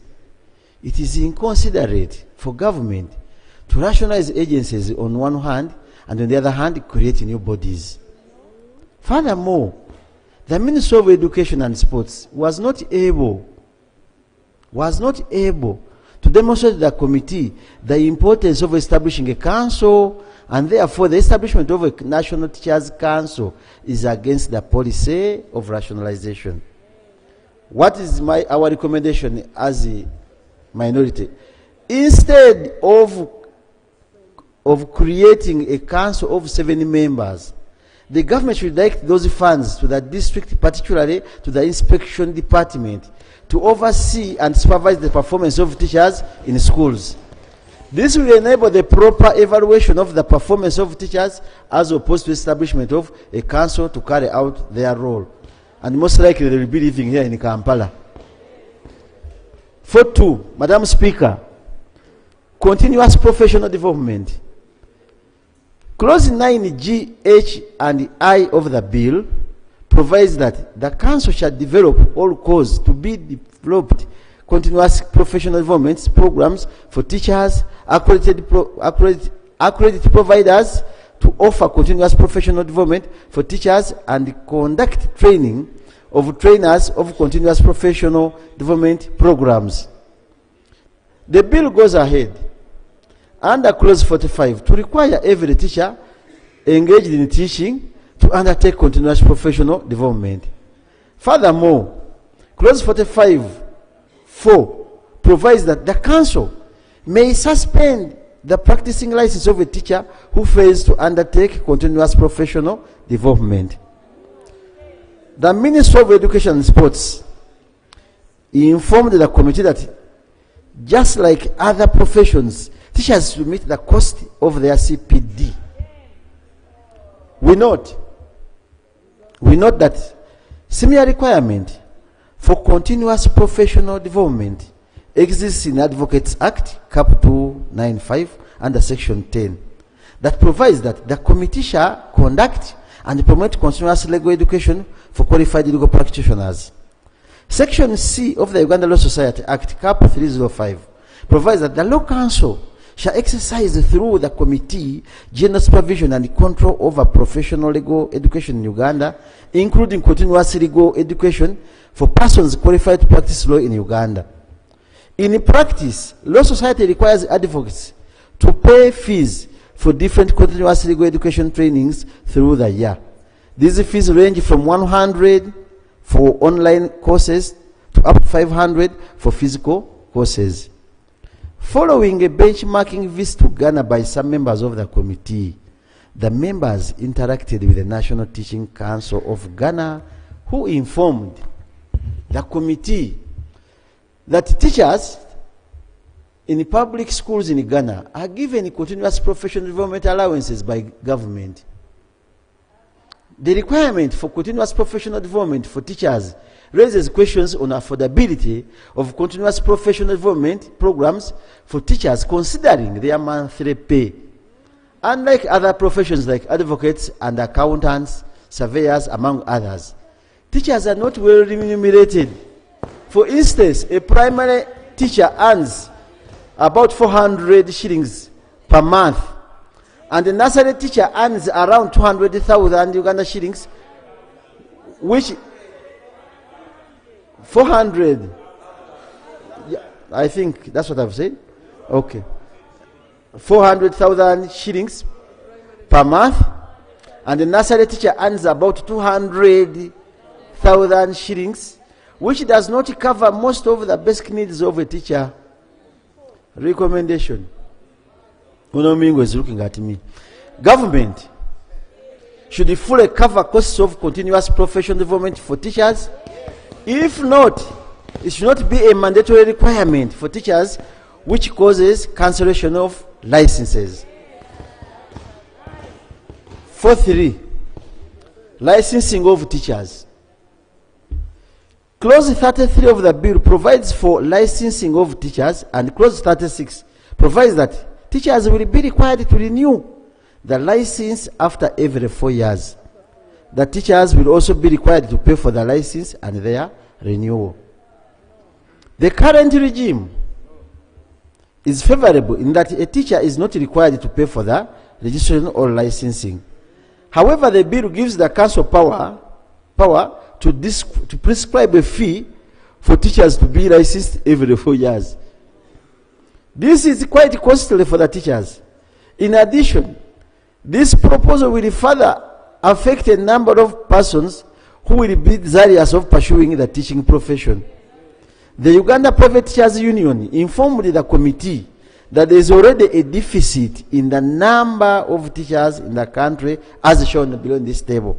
Primary schools, approved staff is supposed to be 172,531 teachers in Uganda. The existing number is 138,080 teachers. The deficit is 34 teachers, 523 in the whole country. Secondary level, the approved staff should be 82,782 teachers. The existing staff level in Uganda now is 35 teachers, 950 teachers. And the deficit is 46,842. The current situation in Uganda does not favor, honorable members, Madam Speaker, I seek for your protection. The current situation in Uganda does not favor teachers, and therefore many teachers, many are leaving the profession through early retirement or free to pursue other businesses such as border riding, to mention but a few. Our recommendation, honorable members, the status quo should be maintained as in Education Pre-Primary and Post-Primary Act Cap 247.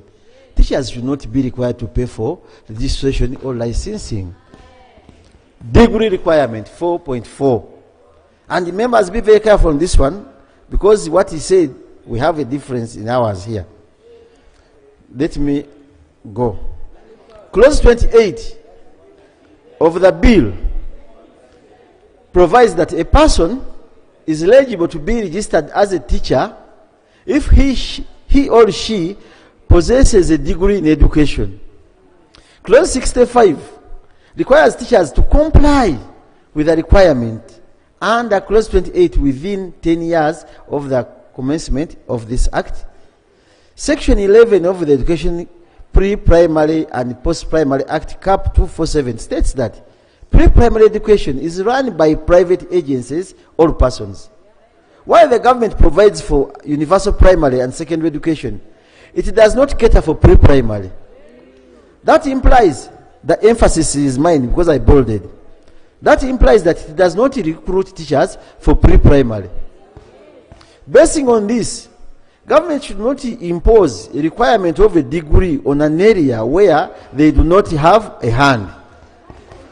The committee interacted with the Uganda Private Teachers Union, WUPTU, which indicated that it is unproven and unnecessary to require a nursery teacher to possess a degree. Instead, they require more early childhood development skills as no clear nursery education curriculum has been put by the ministry except for the learning framework, which is still an experimental version.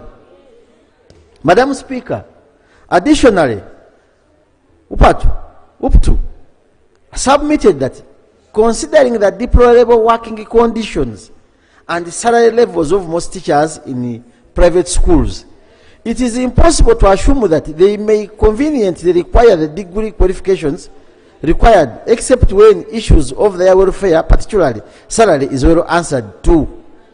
Accordingly, the government should start with seconding salaries for teachers in private schools to build their abilities to attain their requirements. Otherwise, this exclusively is intended to exclude the low-paid teachers from teaching career. Furthermore, Madam Speaker, during the benchmarking visit to Ghana, the committee members were informed that all teachers in Ghana are required to have a degree qualification.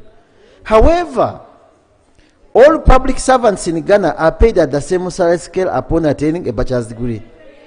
In contrast, in Uganda, teachers who have bachelor's degree are still paid the same salary as a person who has attained a lower qualification, grade 3 certificate. I will not talk about science teachers. It would be unfair to require a teacher to have a minimum of a degree without a salary commensurate to the degree. Madam Speaker, most stakeholders did not agree with the degree qualification, and their views are as follows. Busitema University. This is a 6-page report. Busitema University. This is the institution where they are taking teachers for degrees. Proposed that pre-primary teachers not be required to have a degree to be eligible to register as teachers. Proposed gradual phasing of primary and lower secondary teachers without degrees, as was done with the grade 2 primary teachers of the 1970s to the 1980s. Educational standard ASC. Expansion of eligibility for registration as follows. A, degree in education. B, relevant degree and postgraduate diploma in education. A diploma in education, i.e. grade 5 teacher who acquires a relevant degree qualification. Note 2, clause 28(1)(a) poses a qualification in education. In this regard, it is our view that we do not need some teacher academic qualification to handle the education levels like nursery, primary, or secondary levels. Instead, emphasis should be put on necessary skills and particular levels, e.g. early childhood development skills or nursery. Recommendations. 1. Madam Speaker, teachers should not be mandated by law to have a degree to teach. However, government should encourage teachers to upgrade their qualification gradually. 2. Where government requires a degree, government should provide a salary commensurate to a degree qualification. 3. Government should put in place programs for the gradual upgrade of teachers to acquire the degree qualification, and the cost should be borne by government because these are their civil servants already teaching. 4. Government should improve the working environment. For schools, as most structures are dilapidated, teachers lack teaching materials, and the student-teacher ratio is high. Madam Speaker, in this one, as I conclude, you are requiring me to have a degree, but you are taking me to a class which is dilapidated, the floor is smeared with cow dung, and the environment, the rooms are condemned. Then the teacher is having a degree in a nice suit like someone is putting on, but going into a school, a class with no teaching aids and everything not put in place. And that one alone cannot suffice. So, Madam Speaker, as I conclude, I want to thank the members and you, Madam Speaker, in particular, the ministers who came before us, the Attorney General, and this in their only submission. This is what they stated, members. There is a slide. Therefore, the National Teachers Bill 2024 is the guarantee for translation into action the intent of the National Teachers Policy of 2019. The bill is facilitate regulation of the teaching profession by allowing certain courses of action, coercion. Coercion, look up that word on your phones, kindly Google it, through requiring or prohibiting certain behaviors of teachers and certain institutions. So I pray, honorable members, through the speaker, that he will use the divine intervention. That's why even I moved with this nice rosary with me, with the word of God, that you support our minority report with the powers of the Pope, since I'm from Rome and the Vatican. Madam Speaker, this one, just the divine intervention will come to you, and you accept the minority report, and this bill will eventually be collapsed. Thank you, Madam Speaker. Thank you. Honorable members, of course, these reports are informative. They help us in making amendments to our clauses. That is the role of the reports. You've had both the major report and the minority report, and I'll stand over the debate. Item 8. What's wrong with you? Item 8 on the order paper. Motion for adoption of the report of the Public Accounts Committee, Central Government. Correct wants to become the Speaker of Parliament. This size mate of yours. Yes. Peter, Minister, do you have something to say? No, Madam Speaker. Madam Speaker, like you've they are talking with size mates. Madam Speaker, you've correctly guided that my colleague made it on record here that I'm the size mate. So I don't know whether she wants now to take over a different size, which I Honourable members, we stand over the debate on this report, and let's go to an item. Pardon? Right, Honorable Speaker, but the members who are present this late evening should be given the priority when the debate ensues. I know all of you. I can see all of you. I see Hassan, I see Jimmy, I see Hajate, I am seeing all of you. Honorable members, there was a report. Item 8. Item 8 on the order paper. Motion for adoption of the report of the Public Accounts Committee, Central Government, on the Auditor General's report on Treasury operations and the consolidated financial statements of Government of Uganda for the year ended 30th June 2023. Honorable members, we stood over this report because we wanted a response from the Minister of Finance, Planning and Economic Development. And when the minister came, there was a control review from Honorable, I think, Jonathan Odur, and he said what could be done is to get a response in terms of a treasury memoranda. And we can only get a treasury memoranda after we've adopted the report. So I now put a question. I put a question that the report of the Public Accounts Committee, Central Government, on Auditor General's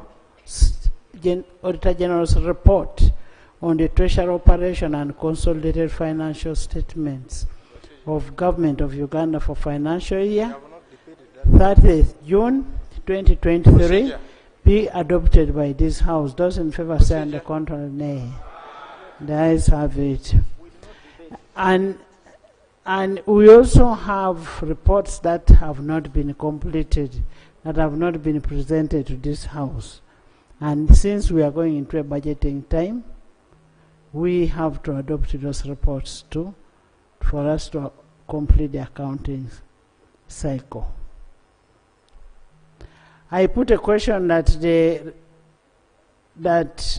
the recommendations of Auditor General on financial statements of all the entities that were not reported by Public Accounts Committee, Central Government, for financial year ending 30th June 2023 be adopted by this House. Those in favor say on the contrary, nay. The ayes have it. Honorable members, there was a motion in this house that was brought by Honorable Nathan Nandala, where at the end of a financial year, the only thing we allowed Honorable Chivumbi to continue with is the projects. So what we are adopting is the reports that have not been brought here, but the time has passed. So we'll continue with a debate on this report of Mukatuliki and the education bill tomorrow. House adjourned to tomorrow.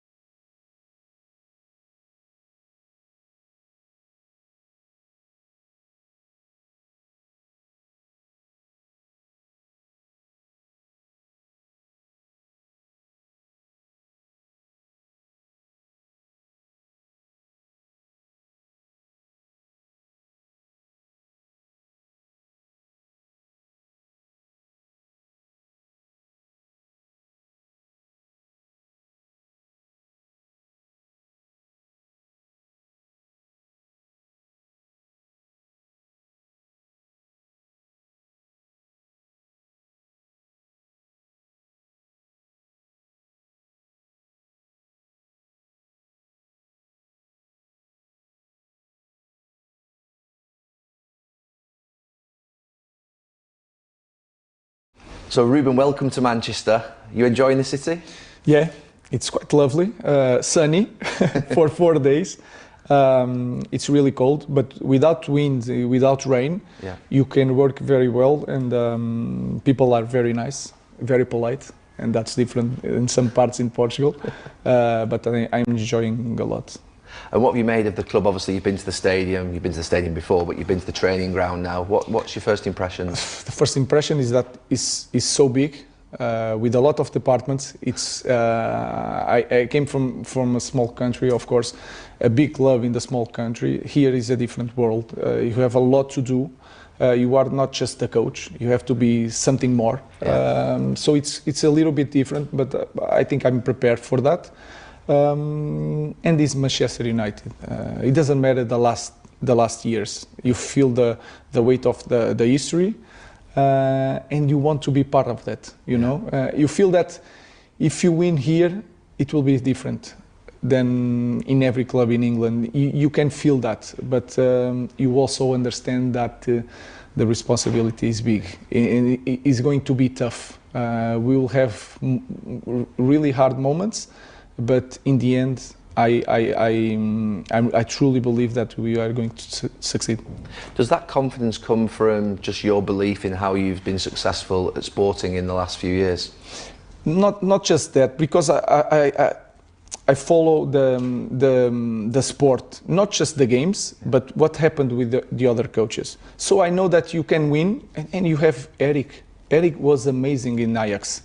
For me, he built the best two teams outside the 5 strongest leagues.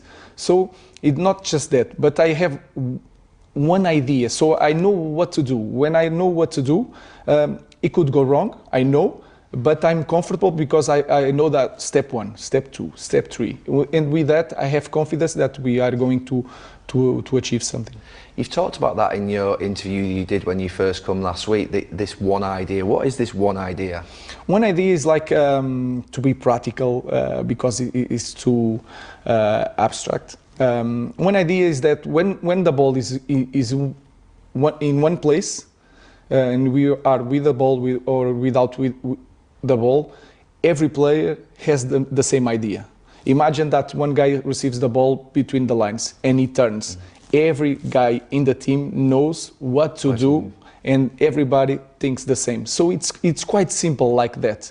You can call it like hard work, be professional, all that stuff. But in my mind, one idea, one identity is everybody have the same idea when the ball is here, there, or there. So that's quite simple. In this one idea is to understand the game in the same way, see the game in the same way, do the things in one way. You said before about you'd look back at the managers that have been previously. There've been some great managers here over the last 5 years. You just mentioned Erik ten Hag, but they've really struggled to increase their win percentage above mid-50s. What do you think you look at that's happened there and think, I need to change that, or what's gone wrong with their regimes when they've been at the club? That is a hard question to answer, because if I know, everybody will know, because they have experience more than me. What I can speak about is that they contact me to be here because they saw something. So I will do my thing. I will not try to find out the right thing to do, or try to find out what is missing with Eric, with Mourinho, with Van Gaal. I will not try that, because I think it's a waste of time. They reach me because they saw something, and I do something in a clear way. When you watch a team from, for example, Sporting, you'll know what you will get. So I will continue to do that, and that is my main focus. I really don't know what they miss here, but I think I know I will do my thing, my way, and try to find out what is missing in my way of seeing football. You obviously, I think you'll know that coming in mid-season is more challenging than coming in pre-season. You've got a very distinct system. How will you be able to implement that idea mid-season when the games are coming thick and fast? Is that the biggest challenge for you at this moment? Of course, you don't have time to train. Is a new system, but you imagine that you have a line of 5 or a line of 4. The principles are the same. If you want to press with one and do a second line, you can do a second line with 4 guys or 3 guys. So I think it's more than a system, is the principles that you have to teach, and for that we need also time. When I think the problems that we will have is more in the way you do things, with the speed, with the intensity, than to learn how to play with 5 or 4 in the back. They are professional players, all the players are international. So I think it's more, for me, I'm more stressed about the way you do things than the way they have to do with 4 or 5 defenders. So that is quite simple for me. I think this team over the last 5 or 6 years have played mainly quite deep and on the counter-attack. How do you change that so that you get the defence up the pitch another 20 metres, 15 metres, and you get the pressing a lot higher? That is a good question. The first thing, I think we have to be better athletes. That is something that you can acknowledge when we are here and we see the data. You mean fitter than they currently are? Yeah, when I see fitter, is not thinner or nothing about that. It's the data. You have to understand that the data to press high, what is the average meters that you have to run without speed run, the sprint. You have all this data and you have to cope with that. So you already know your goal is to reach that. Of course, you play with the ball. Yeah. If you can run a lot, but if you don't understand the game, it doesn't matter.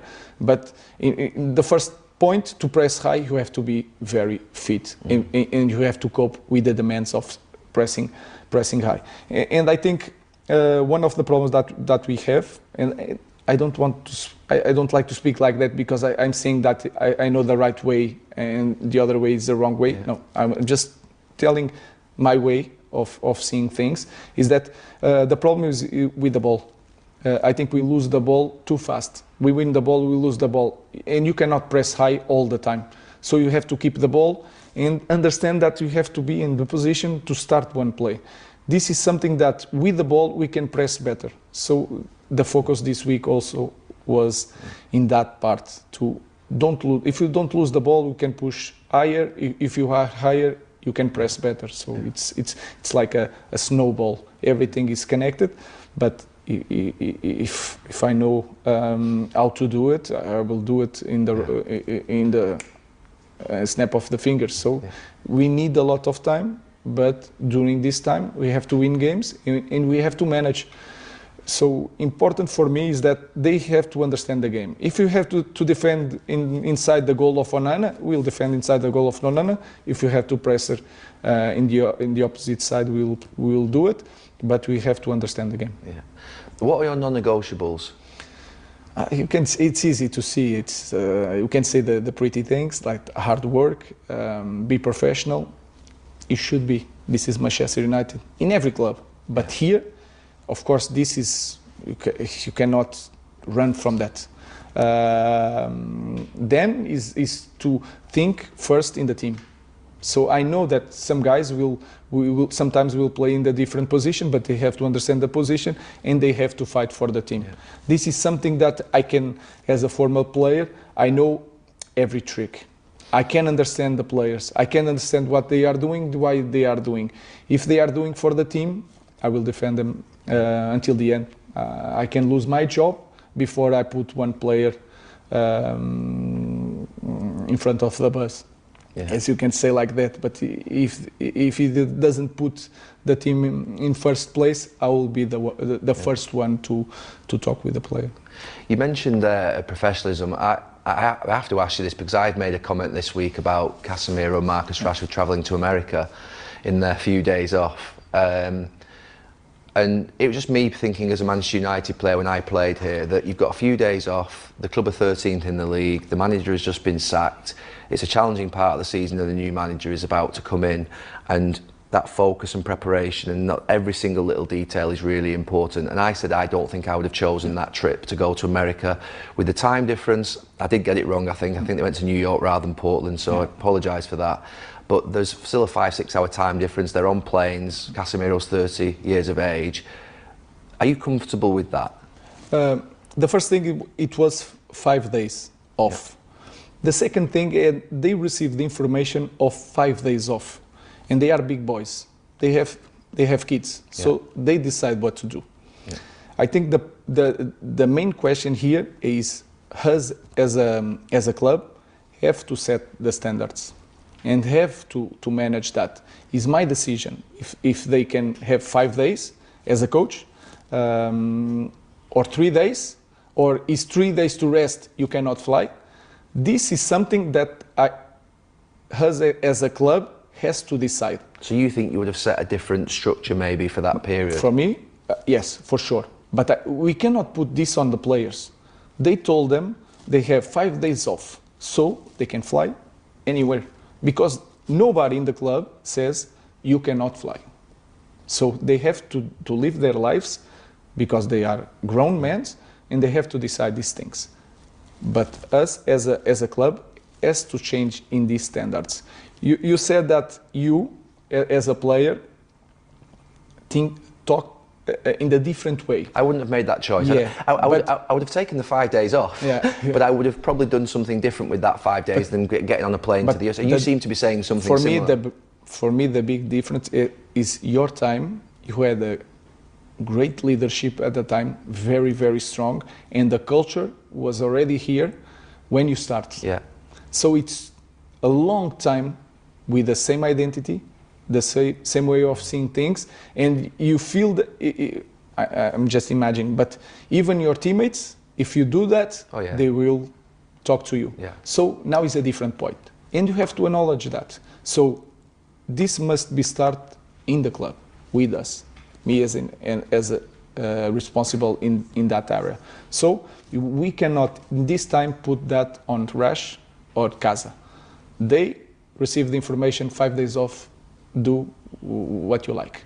So we have to, as a club, set a better standards, and we will try to do that. Is your problem with the actual 5 days off? Actually, you think it's too long? It depends. It's very individual, and you have to see how many players stay. All of these things. Yeah. These players are playing or not. They were injury or not. I think 5 days for me it's too much, because after 3 days you lose something, so you have to see that. But sometimes you feel that it's better he loses something physically but wins something mentally. Yeah. So it's something individual. Yeah. But I want to say it again. It should not be the player's decision. It should be our decision as a club, and we are responsible to set that examples and standards, whatever you want to call it. Take me back to the very first time you heard from someone at Manchester United and they said, we'd like to speak to you about being the manager. Who was that, and when, how did you feel when that happened?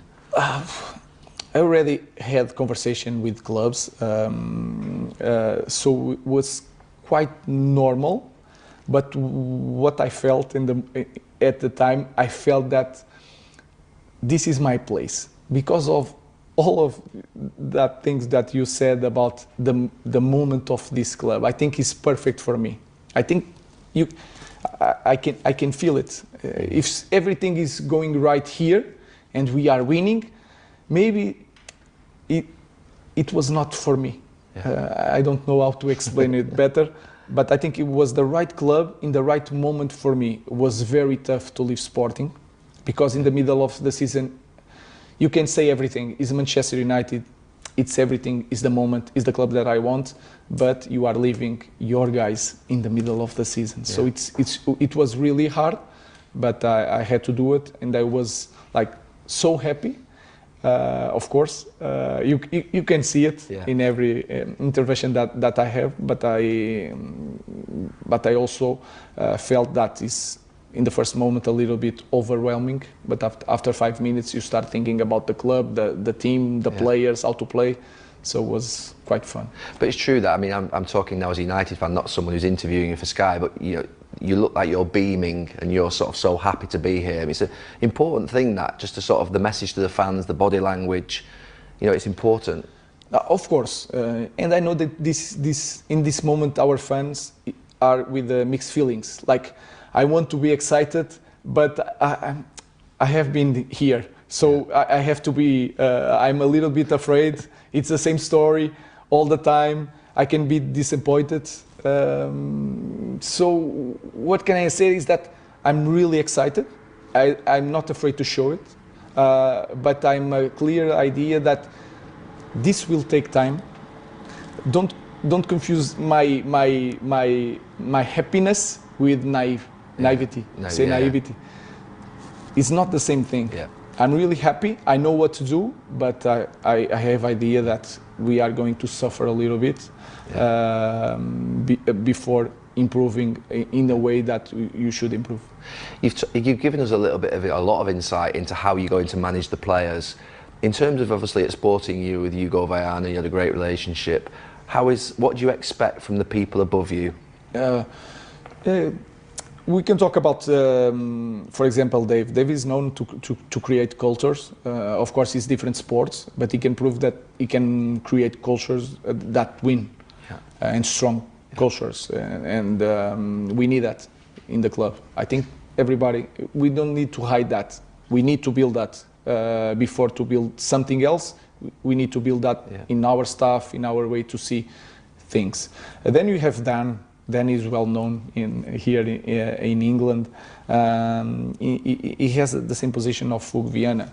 One of the things, to be practical in that, to explain, is that it's important when a coach or a manager, more a coach, says something, you have someone like Dan that says the same thing to the players. This connection is so important in the club, and then the player is going to talk with the agent, and the agent will talk with Dan, and he will hear the same thing. This is so important because the players will feel that there is no place to run, or there is no place to hide. So we have to be on the same page. Then you have Jason, is the technical director. It's so important because for me, we need to improve Carrington with the youth teams. So we need to create a profile for the type of players that you want in the first team, and we have to improve. We have good players, but we should be better for what I saw. You mentioned game model in your interview the day, that you're going to introduce a game model. Does that mean, I mean, explain it to me, but also to everybody at the club, does that mean that what you implement in the first team now will change throughout the actual academy and the youth teams and other sort of parts of the club? Obviously, the last few years they've been working a different way. Does that mean it changes now that you come in, you're looking for a direction to change through the whole club? No, for me, there's nothing to do with that. You have to have the same principles, and you have to understand the profile of the players. If I need the number 6, when you go up in the scale of youth teams, you have to work a little bit more specifically the type of 6 that we use. But here, down, when they are growing up, they can play in different systems. I think it helps. They have to understand the game. It's not understanding a system. They don't have to grow up playing in 3-4-3. They have to understand the game. You can play 4-3-3 because we will change the players. If you play with Dalot in one side, or you play with Diallo in the same position, is the same position, different guy, different structure. I'm interested in that. Will you play defensive fullbacks in wing-back positions, or will you play attacking wingers, or will you move between the two? Yeah, I don't want to say too much, but you have to use both. Yeah. Because you have the different games.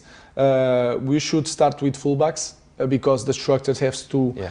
Because to teach a winger how to defend is harder. Impossible. Yeah. Yeah, but you don't have too much. No. So if you are putting Dalot all the time, Mazraoui all the time, Malassi is returning, Shaw, he cannot do it at the moment. Yeah. So you have to adapt some players, and this is also the hard part to start in the middle of the season. Yeah. Is it? I mean, I think the club will probably say that the limit with FFP, the financial sustainability. So it's unlikely that there's going to be a lot of changes in January. Is that a strength that actually for 8 months you're likely to be working with the same group of players, and actually you've not got a big transfer window in the summer? You know, that's the positive, I suppose, is it, for you to be able to work with them? The first thing, I'm not thinking about that. I'm really not thinking about that. I need to know the players. Yeah. Then we are addressing that with Jason and with Dan. We have to improve the recruitment, but improve recruitment is the process. So you have to have the data. We have to put the profiles on point, so they have to understand how I want to play and what I need for each position. So this is very clear, and we are trying to do that very, very fast. But this is the first moment. If we start without everything, the data, physical data that every position demands, the character of the player, if we don't have a clear process, we cannot start buying players. So our focus is to build that, and then when the windows open, we will see. Yeah. But I'm not thinking about that in the moment. You're currently in 13th position, but actually only 4 points off top 4. Is that still the aim this season for you to take the club into the Champions League? Is that what you're looking at? The first thing, I'm not thinking anything else than winning the next game. And people will say that I'm hiding the responsibility. You and the other guys will judge me for the position. I really don't care. I know that. That's why we are Manchester United. And people expect to be on top 4. That I know. It's not, I don't have any goal in the end of the season. I have one goal for this game and then to the other game. So I have so much to do. I will focus on every game. What can I say is that we have the responsibility not just to fight for every game, but to win every game. It's going to be hard, that is the goal, but I will not tell you that we have to be here in the end or there on top 4 or on top 6. I will be judged for that, but this is not my goal at the moment. I think you said the other day that you wanted to meet with Sir Alex Ferguson and maybe, I think you mentioned Roy Keane as well, to have a dinner or with players that have played for the club before. He's actually on the television doing the game at Ipswich. Do you want me to pass on the invitation to Roy for dinner with him? Roy Keane? Yeah. No, it was a player that I really liked. I know he's a little bit crazy. You know? He's a lot crazy. You know? Yeah. But he was a massive player. Yeah, and I like players with character. Yeah. I think they can improve. Not just what Roy Keane did on the pitch, the way he influenced the others. I think that is very important. In one player, you must have this kind of player in the big clubs, and I hope we'll have in the future players like Roy Keane. Sir Alex Ferguson, you want to ask so many things. I think he will talk about horses. He told me that. I don't understand nothing about horses, but it will be amazing to meet that kind of character. Ruben, it's been brilliant speaking to you, and Manchester United fans absolutely love their managers. They always support them, and all the very best to you. You do a great job. Thank you very much. Thank you.